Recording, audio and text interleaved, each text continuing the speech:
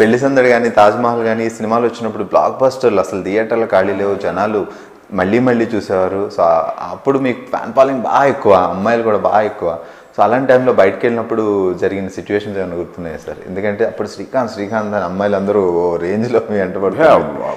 అప్పుడు అంటే major incident అటువంటి ఏం జరగలేదు, కానీ ఆ థ్రిల్ ఫీల్ అయ్యేవాడు అనమాట. అంతంటే ఈ ఎక్కడి నుంచి వచ్చాము, ఏంటి మనం ఇంత ఇది సంపాదించుకున్నాం.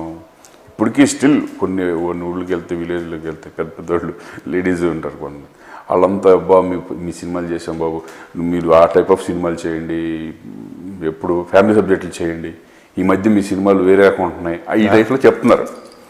డెఫినెట్గా మనం అర్థం చేసుకోవాలి, మనకు తెలుసు కదా, మనకే తెలిసిపోతుంది. సో డెఫినెట్ అమ్మా, నేను డెఫినెట్గా మంచి సినిమాలు చేస్తాను. అది అట్లా గ్రేట్నెస్ ఏంటంటే మీకు యంగ్ ఫ్యాన్స్తో పాటు బామ్మలు తాతయ్యలు వాళ్ళకు కూడా బాగా నచ్చుతారు మీ సినిమాలు చూసినప్పుడు. వాళ్ళు కూడా అంటే ఫ్యామిలీ ఓరియంటెడ్ ఫిల్మ్ ఎక్కువ చేసాం కదా, దాంతో ఏంటంటే ఆ ఏజ్ గ్రూప్ అమ్మ వాళ్ళంతా ఇంట్లో కూర్చుని. ఇంకోటి ఏంటంటే మన టీవీల్లో ఎక్కువ నా ఫిల్మ్స్ ఎప్పుడు వస్తూ ఉంటాయి రెగ్యులర్. నేను కూడా అబ్జర్వ్ చేస్తాను, మీ సినిమాలు టీవీలో వస్తుందంటే వాళ్ళు కూడా పక్కన పెట్టి మీ టీవీలో కూడా బాగా చూస్తారనమాట. అది కూడా ఒక అడ్వాంటేజ్.